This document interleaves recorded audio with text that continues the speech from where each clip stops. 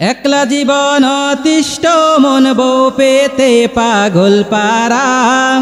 একলা জীবন অতিষ্ঠ মন বউ পেতে পাগল পারা।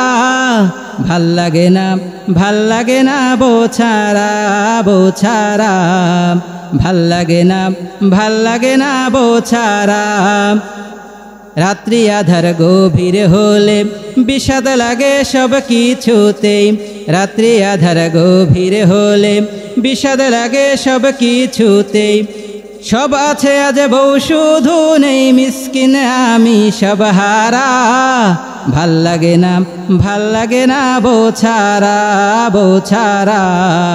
ভাল লাগে না বউ ছাড়া। ঠিক না? কি সুন্দর করে ঠিক বলি। আমরা সকল কাজে প্রশংসা করব কার? নামাজ আদায়ের সময় প্রশংসা করব কার? সমাজ পরিচালনার সময় প্রশংসা করব কার? বউ পিটানোর সময় প্রশংসা করব কার? হবে না? আল্লাহর কি প্রশংসা করা যাবে বউ পিটানোর সময়? হ্যাঁ, অবশ্য এখন বউ পিটাতে পারে এমন মানুষ দেশে খুব কমই আছে। এখন উল্টা দেখা যায় যে বউয়েরাই স্বামীদেরকে পিটায়।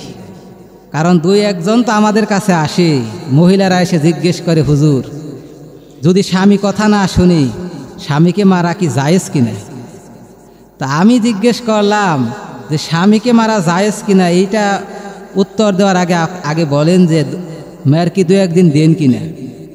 বলে যে দুই একটা তো দেই, ফতোয়া খালি আপনি একবার দেন, এরপরে সব চলবে। আমি চিন্তা করি কি মাসলা দিয়ে ধরা খামো নাকি পরে আবার, কারণ মাসলা তো রেকর্ড হয়ে থাকবে। ঠিক কিনা? মাসলা দিয়ে কি ধরা খাওয়া যাবে? মাসলা দিয়ে তো ধরা খাওয়া যাবে না। তাহলে এখন দেখা যায় যে নারী নির্যাতন দেশে নেই, পুরুষ নির্যাতন হচ্ছে। ঠিক কিনা? কি নির্যাতন? পুরুষ নির্যাতন। নারী নির্যাতন হলে থানায় মামলা করা যায়, কিন্তু পুরুষ নির্যাতন হলে মামলা করা যায় নাকি? যায়? যে সুন্দর করে না বললেন, মনে হয় আপনারা ভুক্তভোগী। যাই হোক, এদিকে আর না যায়, পরে দেখা যাবে কারোরই আর মান সম্মান থাকবে না। নারী নির্যাতন করলে কোর্টে যাওয়া যায়, বিচার পাওয়া যায়, কিন্তু পুরুষকে যদি নির্যাতন করে তাহলে এ বেচারা কারো কাছে বলতেও পারে না, কারণ একটা লজ্জা শরম বলে তো একটা বিষয় আছে নাকি। তাহলে বউ যেন না পিটাই, তার ঔষধ তো দরকার আছে, তাই না? আমার ভাইয়েরা, স্ত্রীর সঙ্গে মহব্বত বিনিময় করতে হবে। স্বামী স্ত্রীর সাপ বেজির মতো সম্পর্ক হওয়া যাবে না। ঘরটা হতে হবে ভালোবাসার সম্পর্কের। ঘরটা যদি ভালোবাসার সম্পর্কের হয়ে যায়, আল্লাহ রাব্বুল আলামিন স্বামী স্ত্রীর ভিতরে যেমন ভাবে প্রেম মহব্বত আদান প্রদান করার বিষয়ে ইঙ্গিত দিয়েছেন, আদেশ করেছেন, তেমনি ভাবেই করতে হবে। তা না হলে কখনোই আমাদের পারিবারিক জীবনে সুখ মেলা সম্ভব নয়। আমার ভাইয়েরা, একটু খেয়াল করি, মনোযোগ দিয়ে শোনার চেষ্টা করি। রাসূল কারীম সাল্লাল্লাহু আলাইহি ওয়াসাল্লামের ব্যাপারে আয়েশা সিদ্দিকা রাদিয়াল্লাহু তাআলা আনহা বলেছেন, আমি গ্লাসের যে স্থানে মুখ লাগিয়ে পানি পান করি, আল্লাহর রাসূল সাল্লাল্লাহু আলাইহি ওয়াসাল্লাম গ্লাসের ওই জায়গায় তিনিও মুখ লাগিয়ে পানি পান করলেন। আর এখন আমাদের দেখা যায় যে স্বামী যে গ্লাসে পানি পান করে, স্ত্রী বলে যে ওই গ্লাস আমি হাত দিয়ে ধরবই না। তুমি এমন বিড়ি খাও, তোমার শরীরে পাঠা পাঠা গন্ধ আসে না? নাই? এমন অবস্থা হয় যে স্বামী স্ত্রীর সম্পর্ক মনে হয় তৃতীয় বিশ্বযুদ্ধ লাগবে। ঠিক কিনা? আমার ভাইয়েরা, আয়েশা সিদ্দিকা রাদিয়াল্লাহু তাআলা আনহা বলেছেন, আমি গোশত যখন খেতাম, হাড়গুলো যখন চিবিয়ে রাখতাম, আর আল্লাহর রাসূল সাল্লাল্লাহু আলাইহি ওয়াসাল্লাম ওই চিবানো হাড়কে তিনি আবারও তিনি চিবাতেন। সুবহানাল্লাহ। তাহলে স্বামী স্ত্রীর মধ্যে প্রেম ভালোবাসা হওয়া এটাই স্বাভাবিক, না হওয়াটাই অস্বাভাবিক, ঠিক কিনা? আমার ভাইয়ের, আল্লাহর রাসূল সাল্লাল্লাহু আলাইহি ওয়াসাল্লাম তিনি সকল স্থানের জন্যে, সকল পর্যায়ের মানুষের জন্যে তিনি ছিলেন আদর্শ, স্বামী হিসাবেও তিনি ছিলেন আদর্শ, ঠিক কিনা? আল্লাহর রাসূল সাল্লাল্লাহু আলাইহি ওয়াসাল্লামের ঘর ছিল সকল প্রকার ঝামেলা মুক্ত। আজকের বিজ্ঞান বলছে যে যদি কোনো স্বামী তার স্ত্রীকে জড়িয়ে যদি ধরে তাহলে 7টি ফজিলত আজকের বিজ্ঞান বর্ণনা করছেন। যে বিষয়ের ব্যাপারে রাসূল কারীম সাল্লাল্লাহু আলাইহি ওয়াসাল্লাম প্র্যাকটিক্যাল বলেছেন এবং প্র্যাকটিক্যাল আমল করেছেন, আজকের বিজ্ঞান বলছে যে যদি কোনো ব্যক্তি তার স্ত্রীকে জড়িয়ে ধরে তাহলে 7টি ফজিলত। কয়টি? 7টি ফজিলত হবে। 1 নাম্বার হবে মানসিক চাপ কমায়। আপনি যদি আপনার স্ত্রীকে আলিঙ্গন করেন তাহলে রোটিসল সহ আরও কিছু হরমোন নিঃসৃত হয়, যার ফলে ঘুমের পরিমাণটা বৃদ্ধি হয়, ঘুমটা বেশি হয়। অনেকে আছে ঘুমের ওষুধ খেয়ে ঘুমাতে হয়, তারা যদি তাদের স্ত্রীকে ঘুমের আগে জড়িয়ে ধরে তাহলে তাদের ঘুমটা, রাতের ঘুমটা কি হবে? ভালো হবে, ঠিক কিনা? তো এখন অবস্থা হচ্ছে এমন আমাদের সংসারগুলো, যেমন মনে হয় যে এটা তৃতীয় একটা বিশ্বযুদ্ধ চলে, ঠিক কিনা? মানসিক চাপ কমিয়ে দেয়। যার ঘরটা যত বেশি শান্তিময় তার ব্যক্তিগত জীবনটাও তত, মেজাজটাও তার ফুরফুরে থাকে, ঠিক কিনা? এরপরে 2 নাম্বার ফজিলত হচ্ছে হার্টের উন্নতি ঘটায়। আজকে অনেক মানুষ শুধু স্ত্রীর রাগের কারণে হার্ট অ্যাটাক করে মারা যায়, হৃদরোগ হয়ে মারা যায়। আজকের বিজ্ঞান বলছে যদি কোনো স্বামী তার স্ত্রীকে জড়িয়ে ধরে ভালোবাসা বিনিময় করে তাহলে তার হৃদরোগ হওয়ার সম্ভাবনা কমে যায়, স্ট্রোক করার সম্ভাবনাও কমে যায়, বলে সুবহানাল্লাহ। এরপরে 3 নাম্বার হচ্ছে আত্মমর্যাদা বাড়িয়ে দেয়, আত্মমর্যাদা বেড়ে যায়। যদি কোনো ব্যক্তি তার স্ত্রীকে নিয়মিত জড়িয়ে ধরে তাহলে আলিঙ্গনের কারণে সেরোটোনিন এবং ডোপামিনের মতো হরমোন নিঃসৃত হয়, যার ফলে আত্মমর্যাদা বোধ বেড়ে যায়।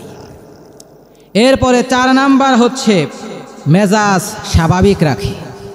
অনেক মানুষ দেখবেন কথাই বলা যায় না, কথা বললেই লাফ দিয়ে ওঠে, মনে হয় আপনাকে খেয়ে ফেলবে। যার এরকম মেজাজ বুঝবেন যে অবস্থা খারাপ, এই লোকটার ঘরে শান্তি নেই, যার কারণে যার তার সাথে মেজাজ খাটায়, আছে না নাই? এরকম অনেক মানুষ আছে। আমার ভাইয়েরা, ঘরের ভিতরে যার শান্তি না থাকে তার মেজাজ তো এমনিতেই খিটখিটা হয়ে যায়। এরপরে 5 নাম্বার হচ্ছে ব্যথা হ্রাস করে। কি করে? বিষ বেদনা যার আছে আপনাদের, তারা যদি তার স্ত্রীকে নিয়মিত জড়িয়ে ধরে তাহলে বিষ ব্যথা এইগুলাও কমে যাবে। ঔষধ খেতে খেতে অবস্থা এমন হচ্ছে যে 100 গ্রাম চাউলের যদি আমরা ভাত খাই 200 গ্রাম ঔষধ খাওয়া লাগে, কিন্তু যে ঔষধ আল্লাহ রব্বুল আলামিন দান করেছেন এই ঔষধের খবর নেই, আছে না নাই? আমার ভাইয়েরা, এরপরে নিজের স্ত্রীকেই জড়িয়ে ধরা যাবে, কারণ আল্লাহ রব্বুল আলামিন হালাল করেছেন।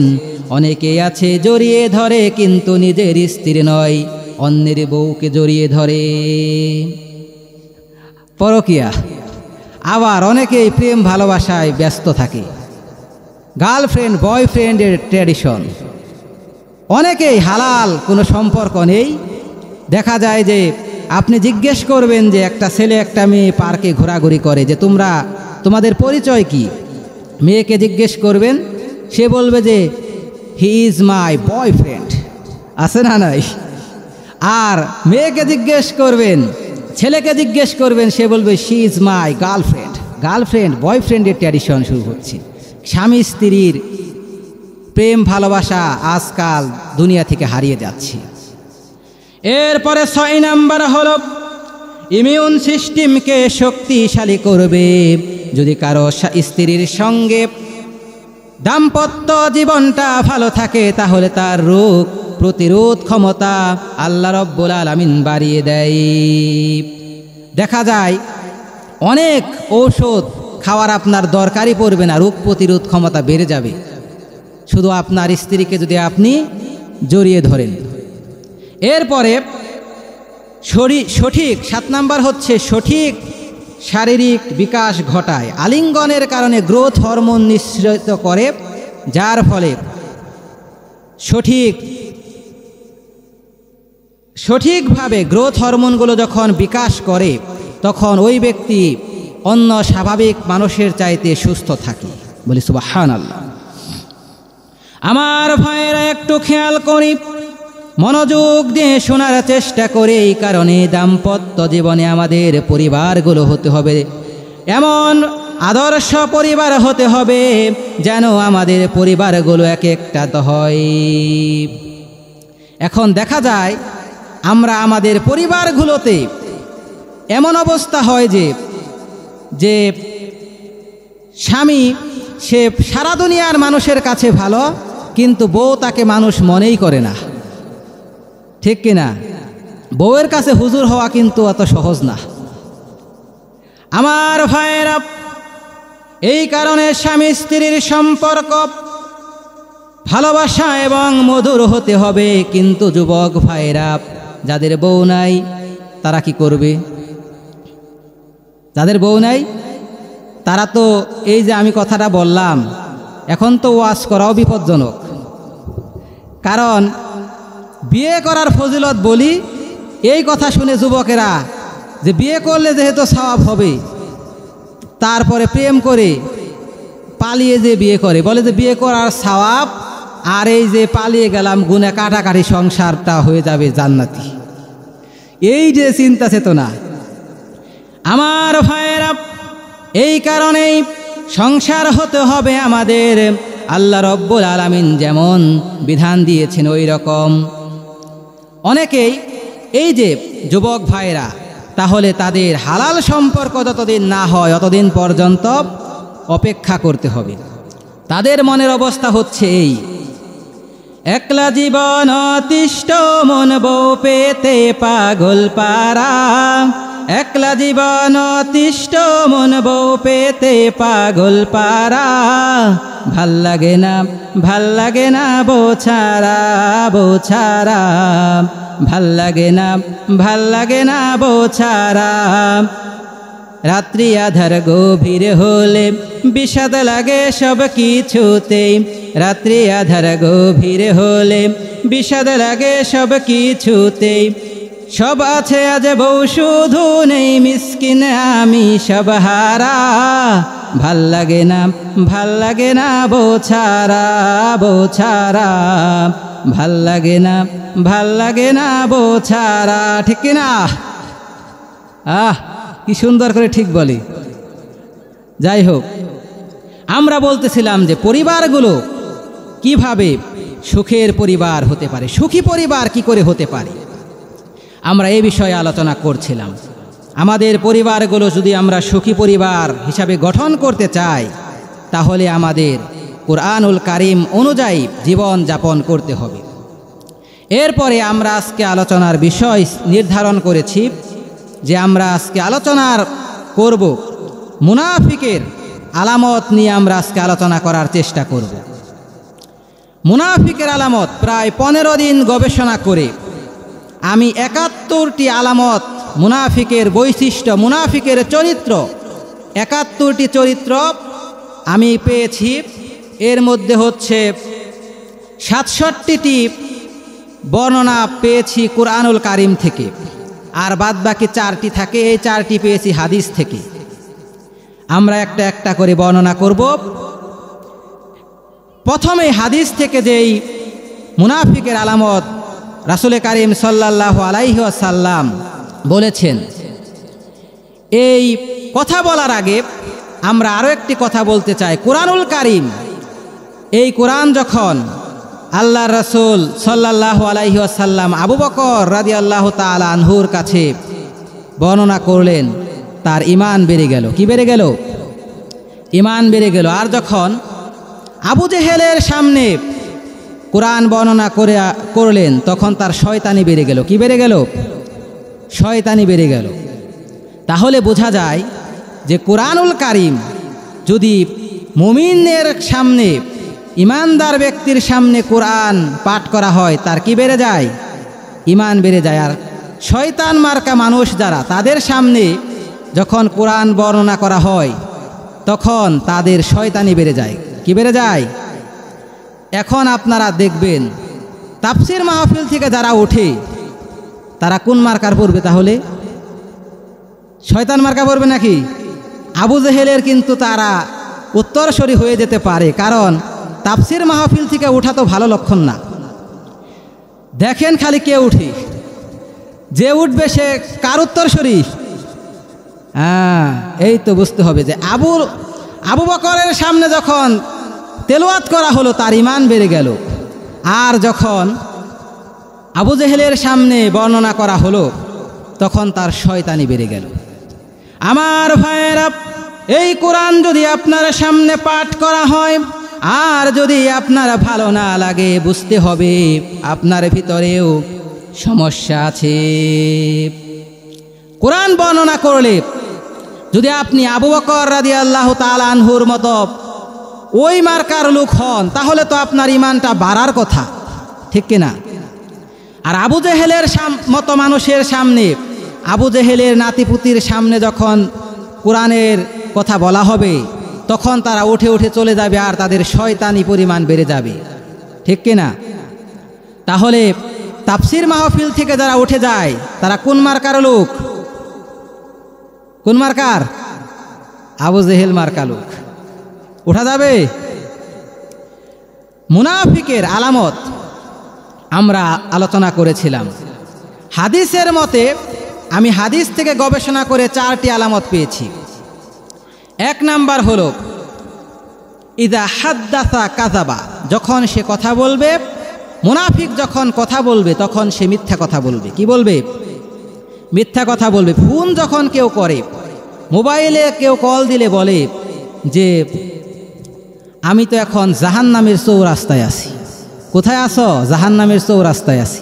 সত্য কথা না মিথ্যা কথা? এরপরে 2 নাম্বার মুনাফিকের আলামত, হাদিসের আলোকে 2 নাম্বার আলামত হচ্ছে ওয়াইদা ওয়াদা আখলাফা, যখন সে ওয়াদা করবে, তখন সে ভঙ্গ করবে।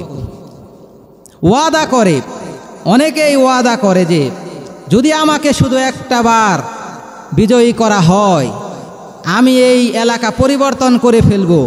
কিন্তু যখন তাকে বিজয়ী করা হয়, নিজেই পরিবর্তন হয়ে যায়, ফ্ল্যাট বাড়ি গাড়ি নিজের মতো করতে থাকে। আছে না নাই? 3 নাম্বার হলো ওয়াইজা তুমিনা খনা, যখন আমানত রাখা হয়, তখন আমানতের খেয়ানত করে। কি করে? খেয়ানত করে। এখন আমানত হতে পারে টাকা পয়সা, হতে পারে টাকা পয়সা, হতে পারে স্বর্ণালঙ্কার, হতে পারে আপনি কারো কাছে আমানত রাখলেন। আবার কথার আমানতও কিন্তু একটা বড় ধরনের আমানত। আমি আপনার কাছে একটা কথা বললাম যে ভাই এই কথাটা কারো কাছে বলবে না, কিন্তু আমি খালি এখান থেকে সরতে দেরি, আপনি ইমানি দায়িত্ব নিয়ে সবার কাছে বলে বেড়ালেন। আমানত কি রক্ষা হলো? খেয়ানত হলো। এটাও কিন্তু আমরা করে থাকি। আমানতের খেয়ানত করা যাবে না।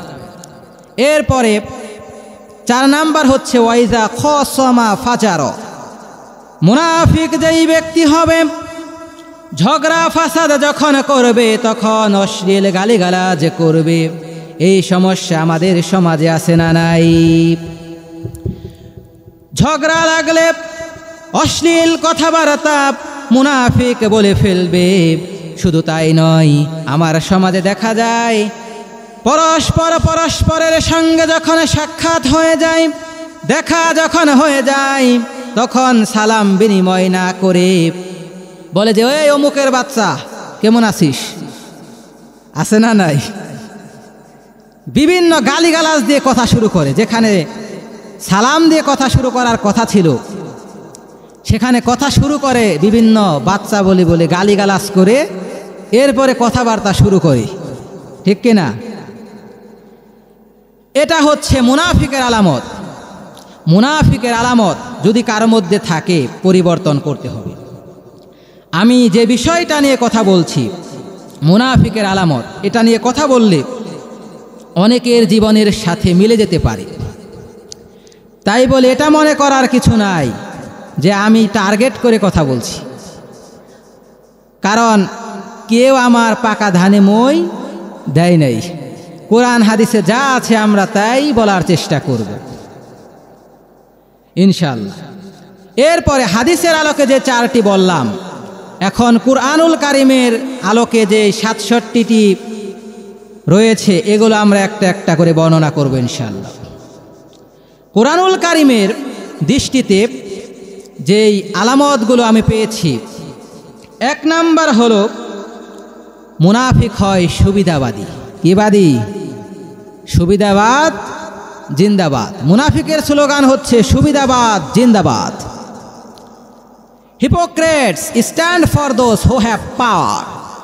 মুনাফিক তার পিছু লাগে যার শুধুমাত্র ক্ষমতা আছে।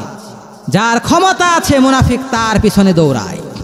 তার কোনো দল নেই, তার কোনো মত নেই, তার দল একটাই, যার ক্ষমতা আছে সে তার পক্ষ, সরকারি দল। কি দল? সরকারি দল। মানে যেদিকে ক্ষমতা যার হাতে আছে মুনাফিক তার পিছনে ছোটা শুরু করে দেয়। আমার ভাইরা, আল্লাহ রাব্বুল আলামিন সূরা তাওবার 42 নম্বর আয়াতে তিনি সুন্দর করে বলেছেন, লাউ কানা আরাদান করিবাও ওয়া সাফারান কাসিদা লাত্তাবাউকা বিল্লাহি লাবিস্তাতা'না লাখরাজনা মা'আকুম।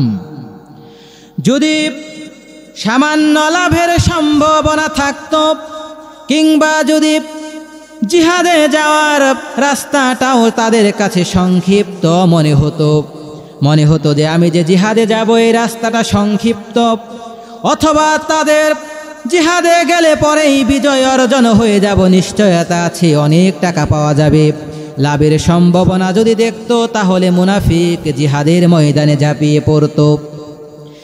আর যখন লাভের সম্ভাবনা পেল না, কষ্ট করে যেতে হবে, গরমের মধ্যে যেতে হবে, এই কারণে মুনাফিকেরা গেল না, অজুহাত পেশ করল। আল্লাহর রাসূল সাল্লাল্লাহু আলাইহি ওয়াসাল্লামের কাছে অজুহাত পেশ করল, আমাদের ধান কাটার সময় হয়েছিল, খেতে ফসল ছিল, মেয়েটার বিয়ে ছিল, পিতামাতা অসুস্থ ছিল, এই রকম করে একের পর এক অজুহাত পেশ করা শুরু করে দিয়েছিল। আমাদের সমাজে যে মুনাফিক যারা আছে তারা কি করে, আপনি যদি ইসলামী আন্দোলনের জন্য কাউকে যেতে বলেন কোনো জায়গায়, সে যাবে না। আর যদি ইসলামী আন্দোলন করে সফল হয়ে যায় মুসলমানেরা, তখন তারা এসে বলবে, আহারে আমরা তো যাওয়ার ইচ্ছা করেছিলাম কিন্তু যেতে পারি নাই, আমাদের বাড়িটা একটু ভেঙে গিয়েছিল, ঠিক করেছিলাম, মেয়েটার বিয়ে ছিল, যেতে পারি নাই, রাস্তাঘাট ভালো না, রাস্তায় চলা যায় না, কিভাবে যাব, গাড়িও খুঁজে পাই নাই। অজুহাত। কি হাত? অজুহাত। বাঙালির হাত কয়টা? 3টা, ডান হাত, বাম হাত, অজুহাত। অজুহাত। কি হাত? অজুহাত তারা দিয়ে থাকে। শুধু অজুহাতই না, মুনাফিক যারা ছিল রাসূল সাল্লাল্লাহু আলাইহি ওয়াসাল্লামের সময়, তারা বলতো যে তোমাদের মনে তো খুব আউশ দেখা যায়, খুব তো ফুর্তি, জিহাদের ময়দানে যাও, এদেরকে কি তোমরা মক্কার কুরাইশ পাইছো নাকি? এরা হচ্ছে রোমান সৈন্যের সামনে যদি তোমরা যাও, উল্টা করে ধরে গাছের সাথে বাঁধবে, উপরের দিক পাও থাকবে, মাথা থাকবে নিচের দিক, উল্টা করে তারপরে তোমাদেরকে পিটাবে। আর আজকের মুনাফিক যারা ইসলামী আন্দোলনে যদি কেউ যেতে চায়, মুনাফিকেরা বলে, বাবা রে এই কামে যেও না, যদি বন্দুকের গুলি লাগে, যদি তোমার উপর হামলা হয়, মামলা হয়, আছে না নাই? মুনাফিক সেই সময়ও ছিল, মুনাফিক এখনো আছে। আমার ভাইয়ের, আল্লাহর রাসূল সাল্লাল্লাহু আলাইহি ওয়াসাল্লাম বলেছেন, মুনাফিক কোনো খ্রিস্টানের ভিতরে হবে না, মুনাফিক কোনো ইহুদির ভিতরে হবে না, মুনাফিক যত মুনাফিক হবে সবই হবে মুসলমানদের ভিতরে। কাদের ভিতরে মুনাফিক হবে? মুসলমানদের ভিতর থেকেই মুনাফিক তৈরি হবে। মুনাফিক খুবই ভয়ঙ্কর।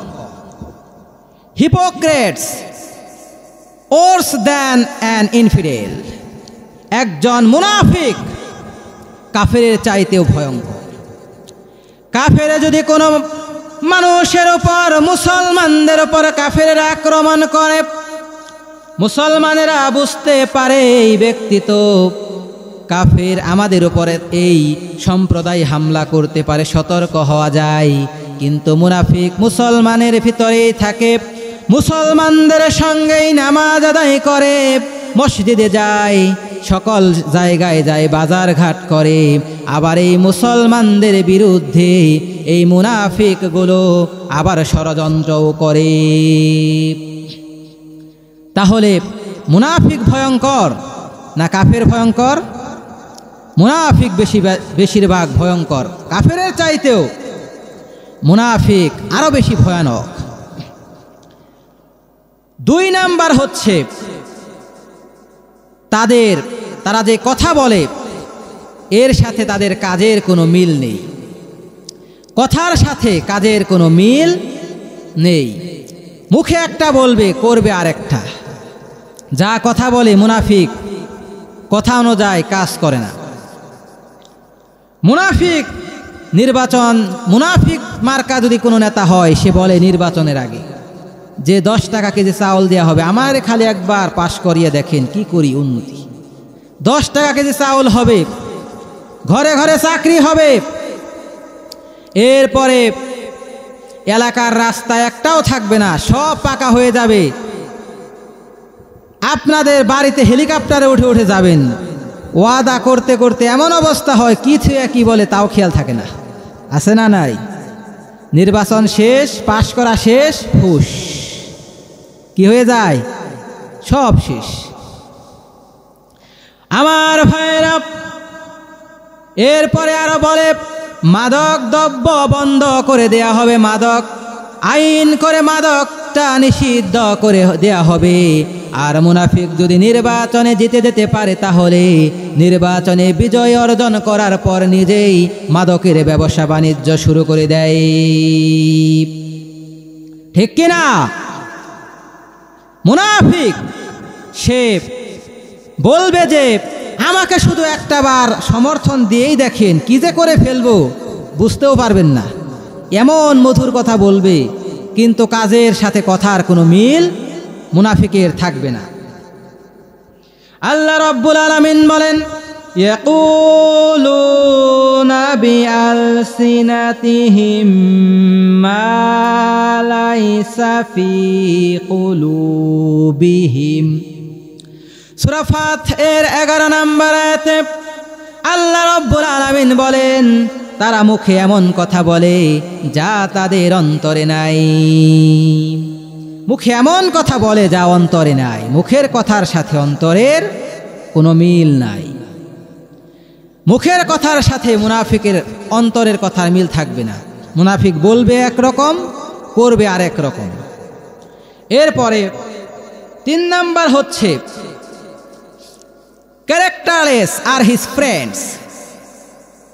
মুনাফিকের 3 নাম্বার গুণাবলী হচ্ছে মুনাফিক দুশ্চরিত্র এবং চরিত্রহীন বদমাশ লোকদের সঙ্গে তার হবে বন্ধুত্ব। কি হবে? বন্ধুত্ব হবে খারাপ, দুশ্চরিত্র, এই সকল ব্যক্তির সাথে তার হবে বন্ধুত্ব মুনাফিকের।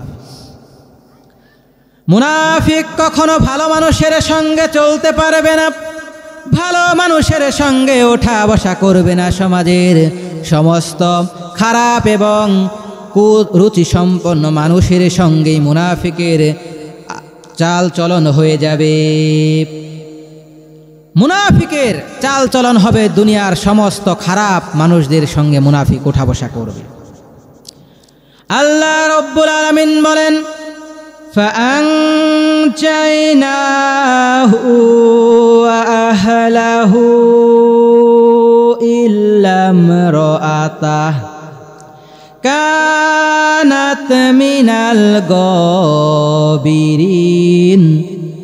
সূরা আরাফের ৮৩ নম্বর আয়াতে আল্লাহ বলে দিয়েছেন, তিনি সুন্দর করে বলেন, অতঃপর আমি তাকে ও তার পরিবারকে রক্ষা করলাম, কিন্তু তার স্ত্রীকে আমি রক্ষা করলাম না।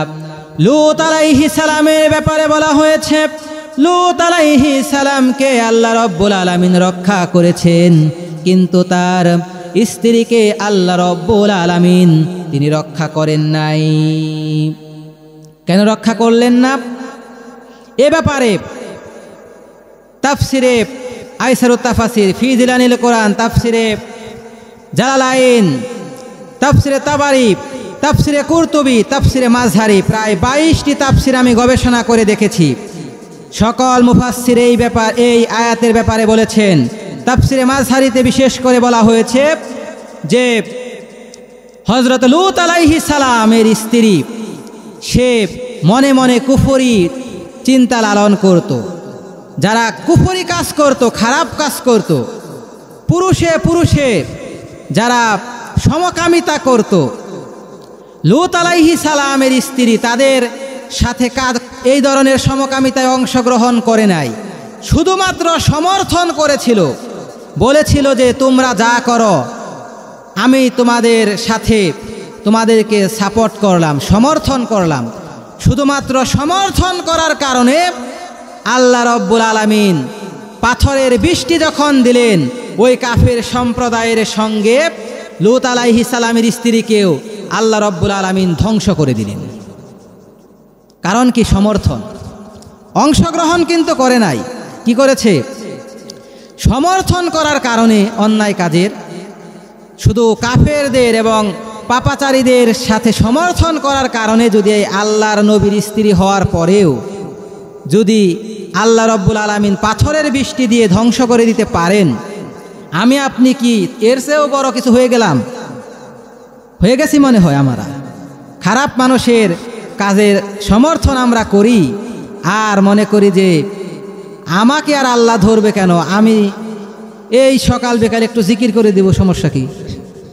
খারাপ কাজের সমর্থন করেছিলেন শুধু, যার কারণে কাফেরদের সঙ্গে আল্লাহ রাব্বুল আলামিন লূত আলাইহিস সালামের স্ত্রী, একজন নবীর স্ত্রীকে ধ্বংস করে দিয়েছিলেন।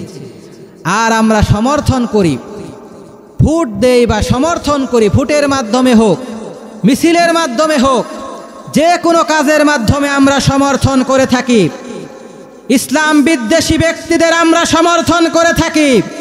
যদি কোনো ইসলাম বিদ্বেষী লোককে আমি সমর্থন করে থাকি, এর জবাবদিহিতা আল্লাহ রাব্বুল আলামিনের কাছে কিয়ামতের দিন করতে হবে, ঠিক কিনা?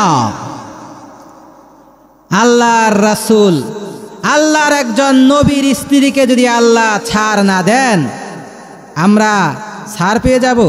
এতই সহজ? আমার ভাইরা একটু খেয়াল করি, মনোযোগ দিয়ে শোনার চেষ্টা করি। মুনাফিকের কাজ করা যাবে না, মুনাফিকি কাজ করা যাবে না।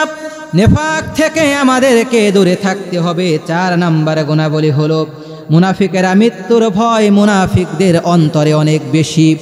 মৃত্যুর ভয় মুনাফিকের খুব বেশি। মুনাফিক অনেক বেশি ভয় পায় মৃত্যুর। আল্লাহ রাব্বুল আলামিন বলেন, লাউ ইয়াজিদুনা মালজাআন আও মাগারাতিন আও মুদ্দাখালান লাউ ইলাইহি ওয়া হুম ইয়াজমাহুন। তারা কোনো আশ্রয়স্থল, কোনো গুহা কিংবা মাথা গোজার কোনো ঠাঁই পেলে সেইখানেই তারা দ্রুত গতিতে তারা চলে যাবে পলায়ন করার জন্যে। দ্রুত গতিতে তারা সেইখানে চলে যাবে। পলায়ন করার জন্যে। তাফসিরে মাযহারির ভিতরে এসেছে মালজায়ান। মালজায়ান মানে হলো কোনো দুর্গ, সুদীর্ঘ বা এত মজবুত দুর্গ, তারা যদি কোনো দুর্গ পায় সেখানে পলায়ন করবে। আও মাগরতিন, কিংবা তারা এমন স্থানে যাবে, কোনো গুহা, কোনো গর্তর ভিতরে যে তারা আশ্রয় নেবে। মুনাফিকেরা যদি সেখানে এমন কোনো গর্ত পাওয়া যায়, তাফসিরে এসেছে যদি ইঁদুরের গর্ত পাওয়া যায় সেখানেও যদি প্রবেশ করা সম্ভব হয় তারা তাও করবে। আমার ভাইয়েরা, বাংলাদেশের একজন আলেম বলেছিলেন, সময় আসবে এমন সময় এসে যাবে ইঁদুরের গর্ত তোমরা খুঁজে পাবে না। ঠিক কিনা? মুনাফিক মৃত্যুর ভয় মুনাফিক করে যে সে যদি কোনো গর্ত পেয়ে যায় কিংবা এমন কোনো স্থান, এমন কোনো প্রাসাদ পেয়ে যায় সেখানেই পলায়ন করবে। চিন্তা করে, হারে যদি আমি ইসলামী কাজে করি, যদি আমি নামাজ পড়ি, আবার ভালো কাজে অংশগ্রহণ করি, তাহলে আমাকে কি না কি বলে, চাকরিটা কি চলে যায় কি না, কে জানি ক্ষমতায় আসে, কোন দিক থেকে জানি আমার উপর আক্রমণ হয়। আছে না নাই? ইসলামী কাজ করতে গেলে শুধু ভয় পায়। এরকম মানুষ আমাদের সমাজে আছে। আর 5 নাম্বার হচ্ছে ভালো মানুষ দেখলে টিটকারি করে। দে জোক উইথ দ্য স্কলার, তার আলেমদের সাথে, স্কলারদের সাথে, আলেম ওলামাদের সাথে ঠাট্টা তামাশা করে। 5 নাম্বার মুনাফিকের আলামত কোরআনের দৃষ্টিতে 5 নাম্বার হচ্ছে তারা আলেম ওলামাদের সাথে ঠাট্টা বিদ্রুপ করে। অনেকেই আছে এরকম যে হুজুরকে যদি দেখে যে হুজুর একটু তাড়াতাড়ি করে রাস্তা দিয়ে যাচ্ছে, বলে দাওয়াত মনে হয় 3টা পাইছে আজকে, কি দৌড়টা দিছে দেখছো কারবারটা, 12 বাড়ি খাইতে খাইতে জিবলা 12 হাত হইছে। আছে না নাই? এরপরে আবার যদি হুজুর একটু আস্তে হাঁটে বলে যে কি খাওয়াটা খাইছি রে, একবারে খেফের খাওয়া খাইছি।